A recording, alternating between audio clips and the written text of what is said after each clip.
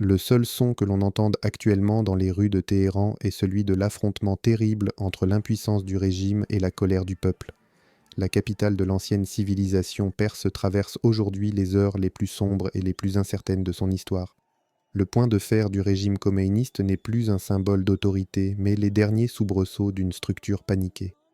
Avec les premiers jours de 2026, l'Iran ne s'est pas seulement réveillé face à une vague de manifestations, mais face à une véritable répétition générale de guerre civile et d'anarchie sociale. D'un côté, les raids des forces du régime qui enfoncent les portes. De l'autre, une population désespérée qui se précipite vers les aéroports pour fuir le pays, seulement pour se heurter à des murs de béton. Chaque fois que le régime sent qu'il perd le contrôle, il élève le niveau de la violence. Mais cette violence ne produit plus la peur, elle produit une haine pure. Aujourd'hui, nous allons expliquer en détail pourquoi ce qui se passe en Iran ne relève plus d'un simple mouvement de rue, mais comment Khamenei dépense sa dernière pièce et sa dernière balle pour survivre. Si vous êtes prêts, plongeons ensemble au cœur de cet incendie au Moyen-Orient. Avant de commencer, n'oubliez pas de vous abonner à notre chaîne et d'aimer cette analyse stratégique. L'image la plus dramatique et la plus claire de cet empire de la peur construit par le régime ne se trouve pas dans les rues, mais à l'aéroport international Imam Khomeini. Des milliers d'Iraniens cherchant à fuir la violence et le désespoir du régime s'y sont rassemblés avec leurs valises et leurs derniers espoirs. Pourtant, la scène qu'ils découvrent ressemble davantage à un piège qu'à une fuite. Plus de 50 vols internationaux auraient été annulés ou reportés pour une durée indéterminée. De grandes compagnies aériennes comme Lufthansa, Turkish Airlines et Emirates ont classé l'espace aérien iranien comme zone à haut risque et suspendu leurs vols, transformant de fait Téhéran en prison à ciel ouvert. Des milliers de personnes attendent dans les terminaux, cherchant désespérément un billet pour partir. Parmi elles se trouvent des ingénieurs, des médecins, des étudiants, des artistes. Les cerveaux qui devraient ne construire l'avenir du pays dorment désormais sur le béton, dans l'attente d'un vol incertain. Cette image ne représente pas seulement une fuite des cerveaux. Elle constitue la preuve la plus concrète d'un peuple prêt à quitter sa propre terre à n'importe quel prix. Pourtant, le régime de Téhéran fait tout pour empêcher cette fuite. L'annulation des vols n'est pas un simple problème technique.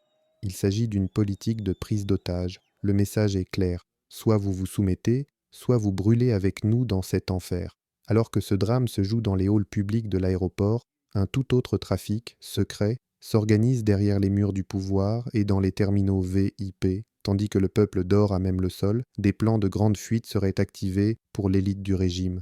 Des rumeurs indiquent que les généraux responsables des perquisitions de porte en porte ont déjà mis leur famille à l'abri. Des rapports de renseignement évoquent même des tentatives de transfert clandestin d'argent liquide et d'or vers des pays alliés, comme la Russie, via les terminaux privés de l'aéroport fermé. Pendant que la population attend, impuissante, collée aux vitres, les élites qui préparent leur propre évasion offrent l'image la plus claire d'un système en décomposition interne. Ces préparatifs fragilisent également la loyauté des officiers subalternes des gardiens de la Révolution. Cette fatigue morale fissure l'armure la plus fidèle de Khamenei. Quelle est donc la raison terrifiante qui pousse les esprits les plus brillants du pays à passer leur nuit dans les coins d'aéroports? La réponse réside dans une stratégie de destruction qui dépasse largement une simple opération policière. Des rapports et images provenant du terrain confirment que les forces de sécurité iraniennes et les unités antiterroristes spéciales ont lancé des opérations de porte-à-porte d'une brutalité sans précédent. Il ne s'agit plus d'une action de sécurité de l'État contre ses citoyens, mais d'une campagne directe d'intimidation et d'épuration. Dans des villes devenues des bastions de la résistance, comme Téhéran, Machhad ou Zahédan, les portes sont enfoncées la nuit, des jeunes sont arrêtés sans explication et des milliers de personnes sont emmenées vers des centres inconnus. Des données confirmées par des organisations de défense des droits humains basées en Norvège font état de plus de 20 000 arrestations et de plus de 3 000 morts. Cependant, une réalité échappe au calcul de Khamenei. Ces raids massifs et arbitraires ne terrorisent de plus la population. Ils la radicalisent. Chaque opération crée des dizaines de nouveaux ennemis, jurant de renverser le régime. Le dirigeant iranien en est arrivé à un point où il ne peut plus faire confiance à personne, sauf à lui-même. La perte de confiance de Khamenei envers ses propres forces de sécurité le pousse vers une voie encore plus dangereuse. De graves accusations font état de l'invitation de milices chiites étrangères, notamment le Hashd al-Sha'abi irakien, pour réprimer les manifestations. Le recours à des milices étrangères, idéologiquement loyales mais sans lien émotionnel avec le peuple iranien, entraîne le pays vers une véritable guerre civile. Cette situation provoque également une explosion de colère nationaliste. Le sentiment d'être battu par des forces étrangères sur son propre sol élargit la base des manifestations et transforme le régime en force d'occupation. Parallèlement, des groupes de résistance commencent à utiliser des tactiques de guérilla, notamment dans les régions kurdes et baloutches. Alors que le régime tente de garder le contrôle du centre, il perd sa domination sur la périphérie. Le pays glisse dangereusement vers la guerre civile. Tandis que certains cherchent à fuir pour sauver leur vie, ceux qui restent subissent l'effondrement économique. Incapable de réduire la colère par la violence seule, le régime tente désormais d'acheter le silence. Il a annoncé des aides financières de 300 000 à 350 000 tomans pour les zones les plus touchées par les manifestations et pour les populations à faible revenu. Cette somme dérisoire, face à l'hyperinflation, ne suffit même pas à payer un repas. Loin d'apaiser la population, cette mesure a attisé la rage.